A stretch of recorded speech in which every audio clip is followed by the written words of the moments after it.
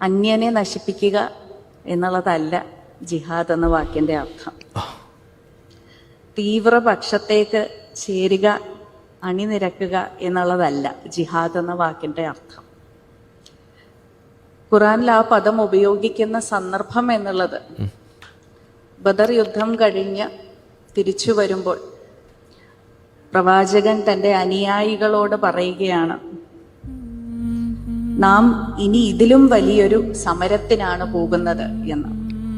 യുദ്ധത്തിന് ബദർ യുദ്ധം കഴിഞ്ഞ് എല്ലാവരും ക്ഷീണിച്ച് തളർന്ന് ഒരു വലിയ യുദ്ധം ജയിച്ചതിന് ശേഷം തിരിച്ചു വന്നിരിക്കുകയാണ്.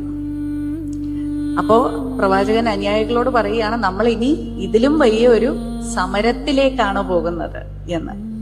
അത് കേട്ടപ്പോ എല്ലാരും ഇതിലും വലിയൊരു സമരമോ? ഇപ്പോ നമുക്ക് ആവശ്യം ഒരു വിശ്രമമാണ്.